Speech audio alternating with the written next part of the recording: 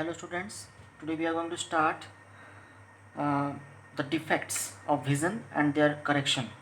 इससे पहले क्लास में मैं आपको बताया था कैटरेक्ट के बारे में. यहाँ देखो लिखा हुआ है the crystalline lens of people at old age becomes milky and cloudy.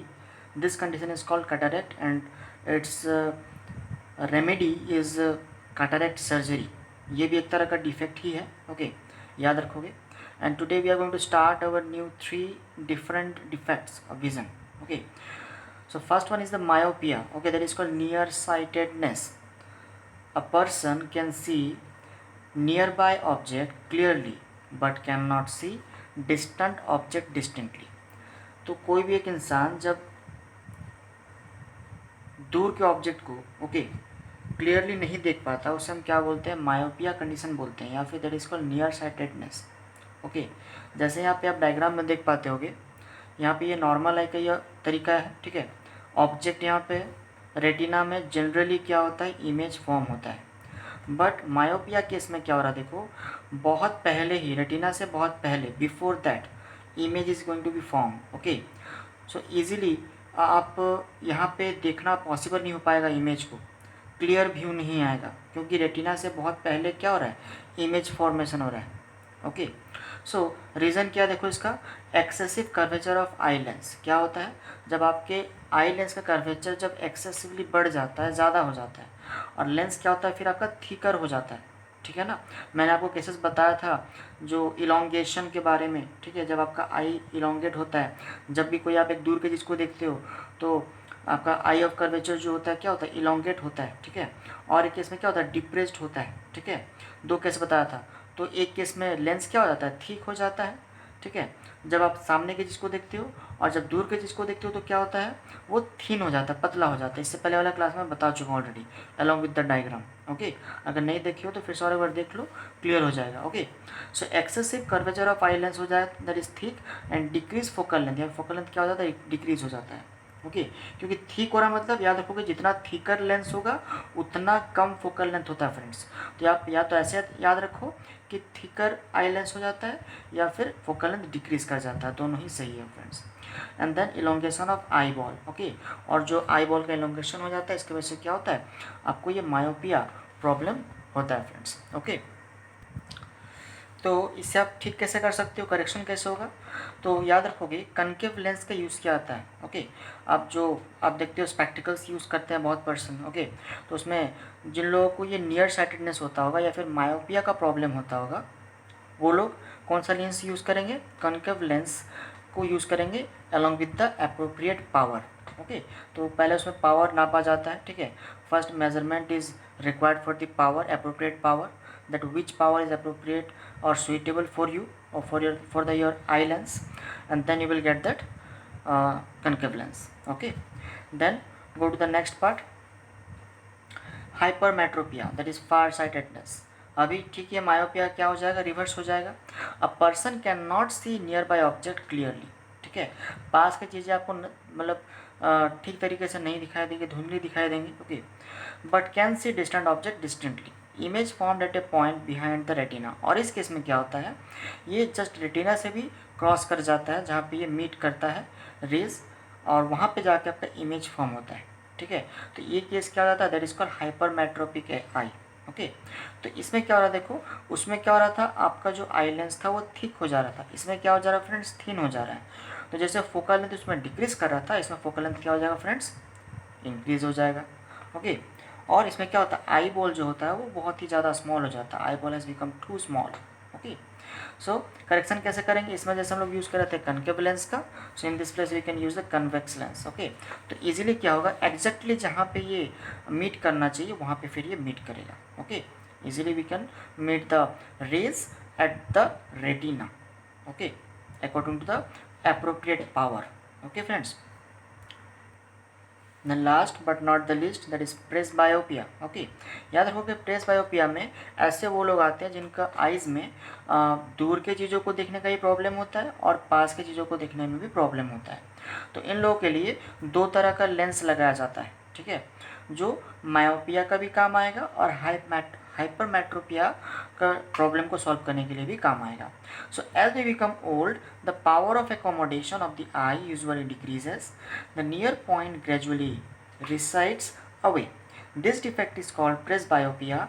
Person may suffer from both myopia and hypermetropia.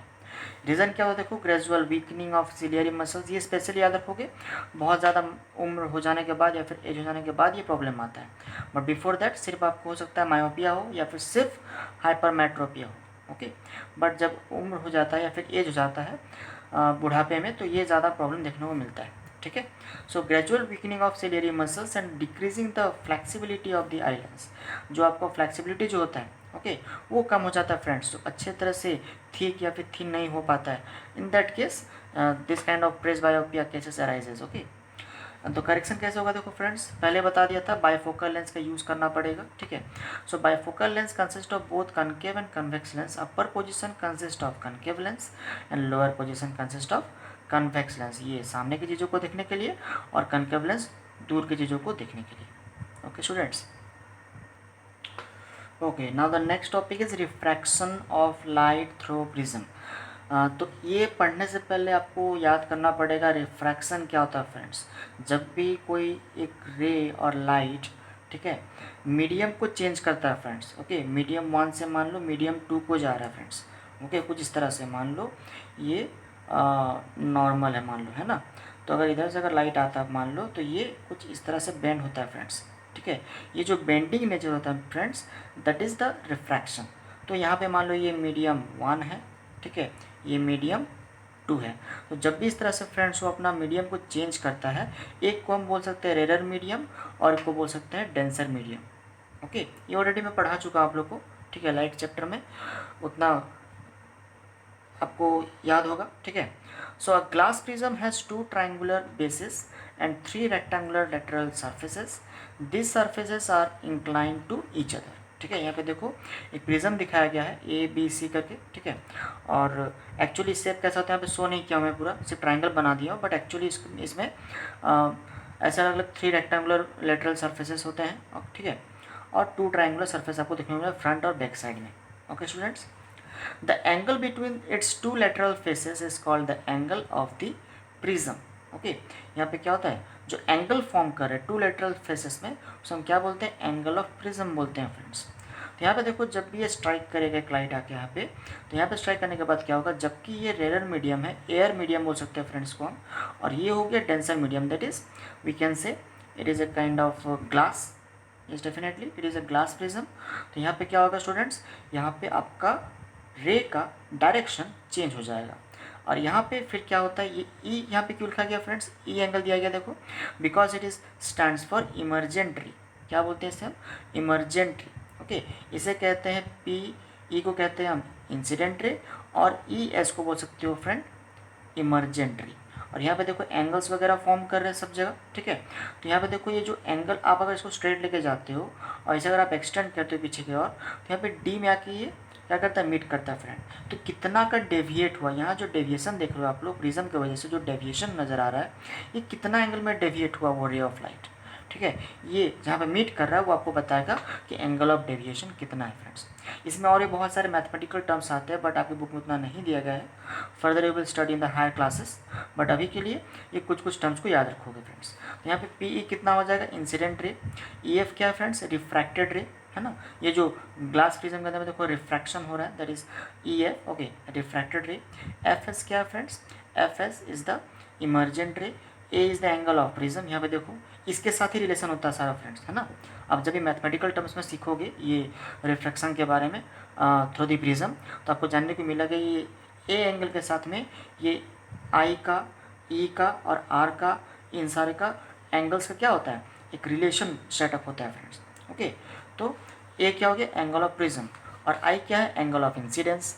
ठीक है, and then r angle of refraction, e is the angle of emergence and d is the angle of deviation, जो जहाँ पे meet कर रहा है friends. Okay, so the peculiar shape of the prism makes the emergent ray bend at an angle to the direction of the incident रे.